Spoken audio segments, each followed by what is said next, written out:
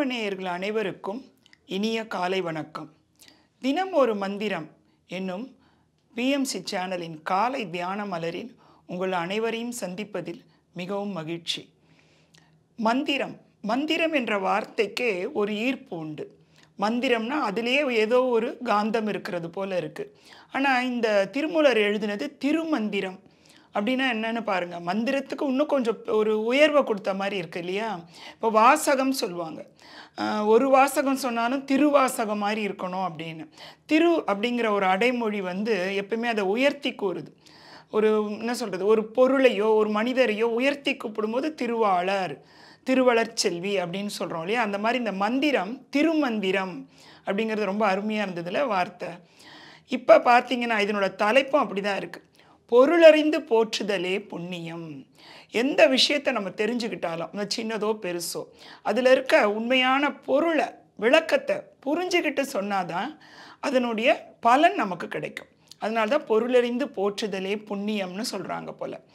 இன்றைக்கு உரிய பாடலோட தலைப்பு இது மாஸ்டர்ஸ். இன்னைக்கு பாடலை பார்க்கலாம். அண்ணல் அருளால் அருளியதே இவ்வாகமம், விண்ணில் அமரர் தமக்கும் விளங்கரிது, எண்ணில் 70 கோடி 100,000 எண்ணிலும் நீர்மேல் எழுத்து ஆகுமே. அருமையான பாடல் இல்லையா? பாடலை முதல்ல கேட்கும்போது ஏதோ வித்தியாசமாக தெரியும். வெறும் சந்தம் மட்டும்தான் நமக்கு கேட்கும். இப்போ நம்ம ஒரு வரியாக அதனோட விளக்கத்தை பார்க்கலாம். அண்ணல் அருளால் அருளியது இவ்வாகமம். அண்ணல்ங்கிறது நமக்கு எல்லாத்துக்கும் மேலான அந்த இறைத்தன்மை. எப்பவுமே இந்த இறைத்தன்மையை குறிப்பிடும்போது அருள்ன்ற வார்த்தை வரும். அருளுக்கு கூட ஆப்போசிட் இல்லைன்னு நான் சொல்லுவேன். உடனே எல்லாரும் தேடாதீங்க ஆப்போசிட் எதுன்னு. அருள்னா என்னது? அதுக்கு ஈடு இணை எதுவுமே இல்லை. ஒரு இறைத்தன்மை அதனோட அருளால் அருளியது தான் இவ்வாகமம். ஆகமம்ன்ற வேதத்துக்கும் முந்தியது. இப்போ நம்மளோட இந்த சத்தியத்தை தேடுறோம் இல்லையா? அந்த சத்தியத்தை கடவுளே தொகுத்து கொடுத்தது தான் அந்த ஆகமம். அந்த அண்ணல் அருளால் அருளியது இவ்வாகமம். இது அவரோட கருணையால் நமக்கு கிடைச்சது. விண்ணில் அமரர் தமக்கும் விளங்கரிது. அதாவது நம்ம இங்கிருந்து போனால் கோக்ரியேட்டர் ஆகும், அந்த தேவர்களாக மாறலாம் அப்படின்னு சொல்லுவாங்க. இறப்புக்கு அப்புறம் ஒரு பிறப்பு தானே. அன்றைக்கே இறப்பை பற்றி நான் ஒரு இது கொடுத்துருந்தப்போ யோசித்தேன். இறப்புன்றது இன்னொரு வீட்டுக்கான கிரகப்பிரவேசமோ, இன்னொரு பிறப்பு இல்லையா? இன்னொரு உலகத்துக்கான அது பிறப்பு. இந்த உலகத்தில் இறப்பானது அந்த உலகத்தில் பிறப்பாக இருக்கும். இங்கே விண்ணில் அமரர் தமக்கும் விளங்கரிது. அந்த விண்ணில் இருக்கிற அந்த நிலைக்கு போன தேவர் நிலைக்கு போனவங்களுக்கு கூட அந்த ஆகமத்தை அவ்வளோ சீக்கிரம் புரிஞ்சிக்க முடியாதான். அரிதுன்னா என்னது? ரொம்ப கடினம், புரிந்து கொள்றதுக்கு கொஞ்சம் கஷ்டமானது.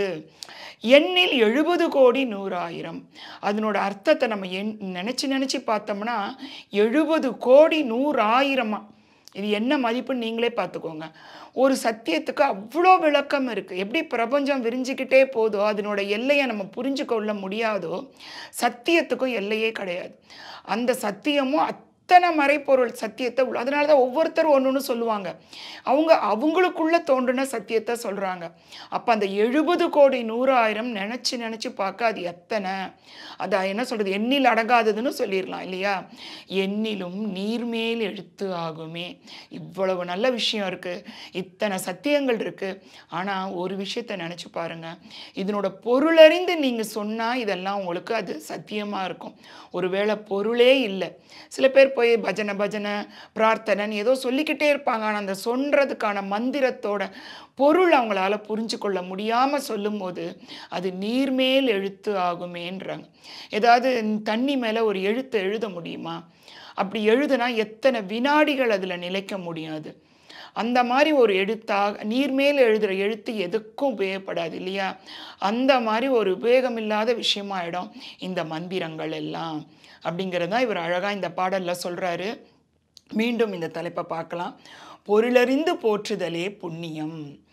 அண்ணல் அருளால் அருளியது இவ்வாகமம், விண்ணில் அமரர் தமக்கும் விளங்கரிது, எண்ணில் 70 கோடி 100,000 எண்ணிலும் நீர்மேல் எழுத்து ஆகுமே. நம்ம இதை புரிஞ்சுட்டு என்னால் நேரடியாக இதை புரிஞ்சு கொள்ள முடியலன்னு நீங்கள் நினச்சா கூட ஒவ்வொரு ஒரு சொல்லையோ ஒரு வார்த்தைகளோ நம்ம பேசும்போது அதனோட பொருளை அறிஞ்சு நம்ம பேசினாலே போதும். பெரிய பெரிய சத்தியங்களை புரிஞ்சுக்கிறதுக்கு முன்னாடி நம்ம தினமும் பேசுகிற வார்த்தைக்காவது நமக்கு பொருள் தெரியுதா? அந்த பொருள் அறிஞ்சால் மட்டும்தான் அந்த வார்த்தைக்கான உண்மையான பலன் நமக்கு கிடைக்கும் மாஸ்டர்ஸ். இன்றைக்கு இந்த மந்திரத்தை உங்கள் கூட பகிர்ந்து கொள்ள வாய்ப்பளித்த பிஎம்சி சேனலுக்கு நன்றி.